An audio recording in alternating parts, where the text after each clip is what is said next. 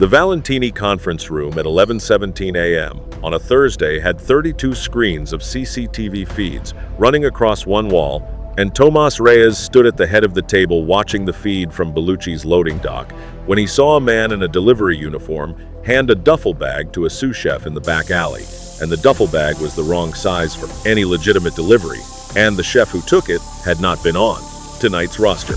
Tomas froze the frame. He zoomed in. He looked at the man in the delivery uniform. His face went cold. He picked up his phone. He called Dante. Boss, we have a problem. What? I'm looking at the Beluchi's loading dock right now. There's a man in a delivery uniform handing a duffel to one of our sous chefs. The man is Antonio Pellegrini, Frankie Greco's cousin. They have a plant in our kitchen. They've had one for at least 2 weeks. Dante was silent. Boss, we need to pull the sous. Tonight, before service. No, No? we don't pull him. We let him cook tonight. We watch what he does. We watch what's in the bag.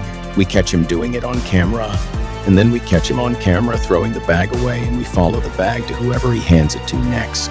Boss, we can't risk. Tomas, Sienna is on the line in that kitchen tonight. A long pause. Boss, I am going to be at the chef's counter with my mother, with my father, with my sister, with Mrs. Whitcomb and 4 other society wives who already think Beluchi's is mine. If the plant tries anything, Sienna will see it before he serves it. She sees what I don't see. She sees Tomas. That's why I trust her in that kitchen. That's why I trust her in my house. Tomas exhaled. I'm putting 4 men in the dining room as guests. Do it. Tomas put down the phone. He looked back at the screen. The duffel bag was still being handed across the alley. Tomas zoomed in on it. A single corner of the zipper had come open. Inside was a small glass bottle. The label read, "In faded type tetrodotoxin. 3 milliliters of degraded tetrodotoxin is enough to paralyze a 140-pound human in 11 minutes. Tonight, the traitorous sous chef tipped a single deadly drop onto the brushed copper amuse-bouche spoon. It was rushing out to table 4. Table 4 was Don Lorenzo Valentini. Sienna was tasting every single plate going out at the pass. Pure tetrodotoxin is completely odorless, but degraded poison carries a faint, fishy, metallic note. Sienna's nose was trained for survival. She set the spoon down, walked directly into the dry storage closet, closed the door, and vomited purely from adrenaline. She marched right back onto the fast-paced line, picked up the poisoned spoon, and held it inches from the terrified sous chef's mouth. Eat it. Eat the amuse-bouche. The loud kitchen went instantly, terrifyingly quiet.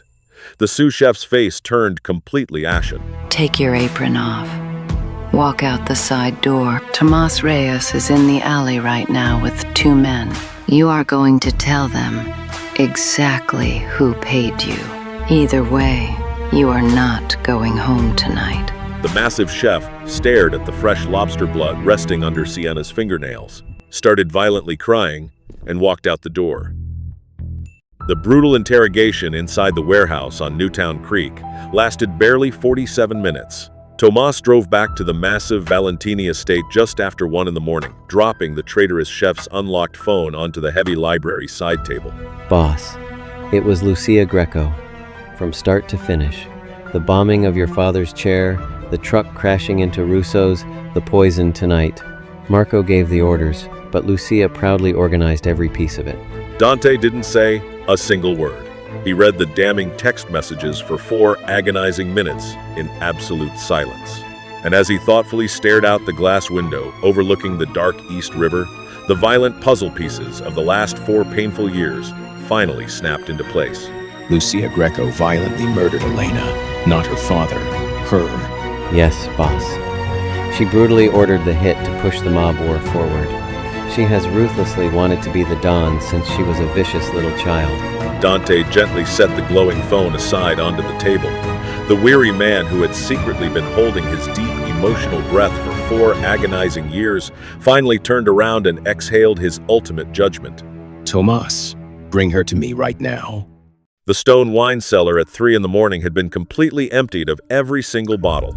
Lucia Greco sat isolated and zip-tied to a wooden chair, her expensive makeup mostly intact. Dante Valentini walked down the spiral staircase inside his own home, entirely alone in a black sweater, and calmly pulled up a second chair. You killed Elena. I did. Because my father was a weak coward. I needed to make it highly personal. Are you going to execute me, Dante? No, I am permanently putting you on a private plane to Palermo at 6 in the morning. You will live locked in the Sicilian compound. You will never set foot in the United States ever again. Lucia's smug, predatory smile instantly faltered. You live because my sweet Elena wouldn't want me to mercilessly kill you, and because the fiery woman I am going to marry out loud would not be able to ever look at me the same way if I crossed that line. Lucia laughed wildly until the wicked laughter became broken, deeply tired sobs. Tell her I'm sorry about Elena. I will not tell her anything about you. The family plane took off from Teterboro at 6:17 a.m. on Friday with one passenger, Lucia Greco, sedated, in restraints, with two of the family's most senior men as escort, and at 6:18 a.m., Dante Valentini stood at the floor-to-ceiling window of his bedroom watching the contrail disappear north over the river, and he did not turn when Sienna came in and stood behind him. It's done. It's done. You didn't kill her. I didn't. Sienna walked to him. She slid her arms around his waist from behind. She pressed her cheek against the back of his shoulder. I love you, Dante. He went very still. She had not said it before. He turned in her arms. He looked down at her. His hands came up to her face. Say it again. I love you. Again. I love you, Dante Valentini. I have loved you since the second bite of the sandwich. I will love you when we are 80, and I am cooking osso buco for our grandchildren in the kitchen. I will not let you remodel. Out loud. He pressed his forehead against hers. Sienna, Yes, I love you. I know. You know, You have shown me, every day, the contract for Beluchi's, the key on the pillow, the way you sat in the back of the SUV the night you told me my father had been murdered, the way you let me feed you Elena's pasta, the way you didn't kill Lucia. She lifted her chin. You have been telling me out loud in every language but the words. Now you have said the words. Now I have said the words.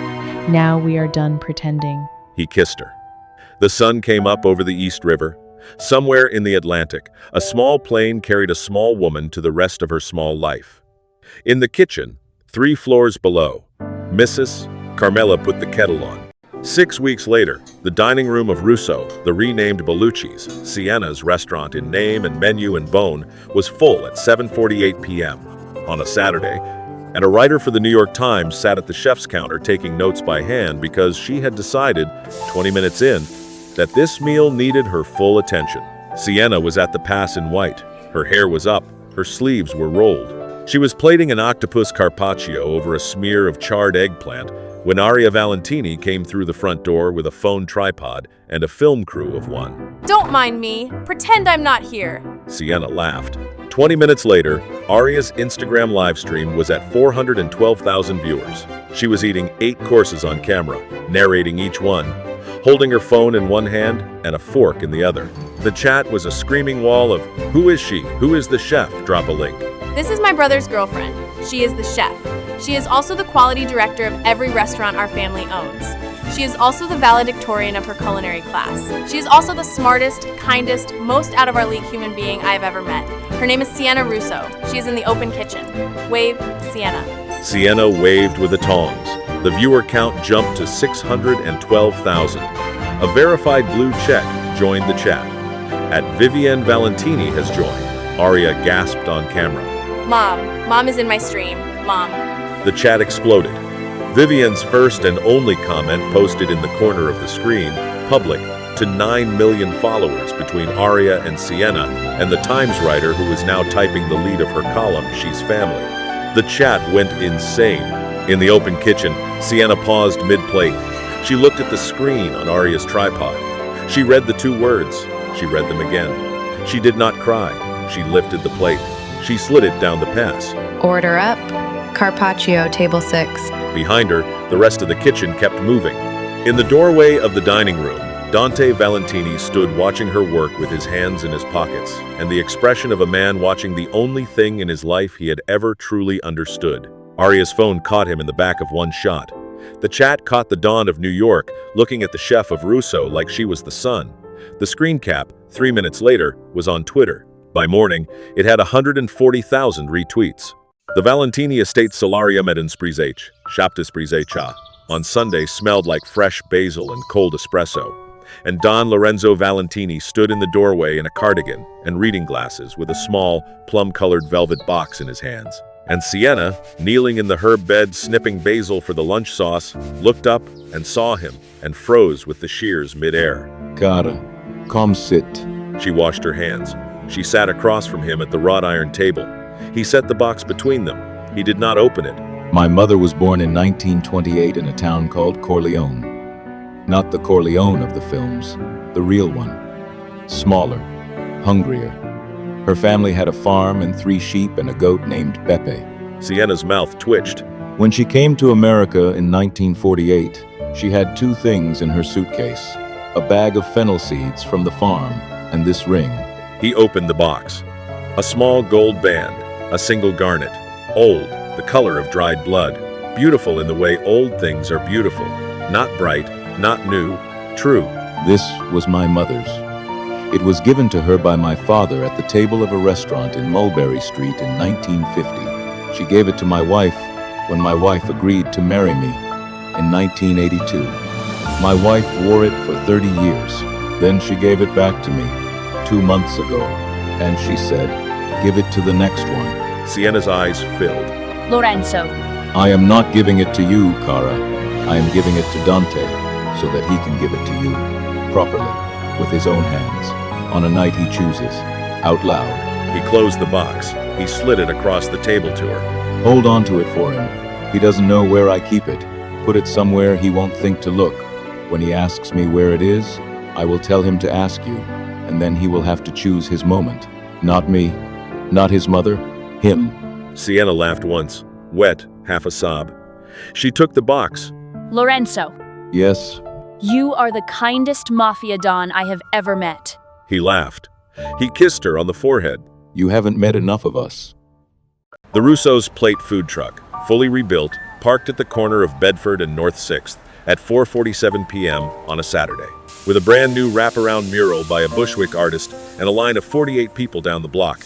Marco Russo, in a fresh apron with no spray paint on it, stood at the service window taking orders. With the cracked grin of a man who had not slept in 2 months and did not care, Sienna pulled up in a town car at 5. She was in jeans and a t-shirt. Dante was in the passenger seat. The line, when they got out, parted for them with the kind of involuntary deference New York City reserves for celebrities and disasters. Sienna, are you Sienna Russo from the live stream? Can I get a photo? She signed 3 napkins. She took 6 selfies.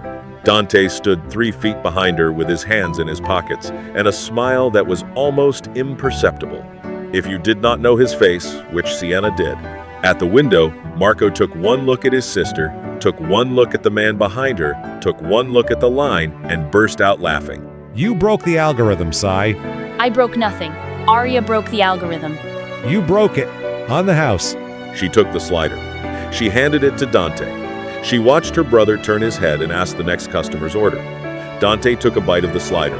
This is good. It's my brother's. Of course it's good. I think we should put it on the menu at the steakhouse, as a bar snack. Dante. What? You can't keep buying every member of my family into your restaurants. I'm not buying him. I'm hiring him as a consultant with a contract at market rate.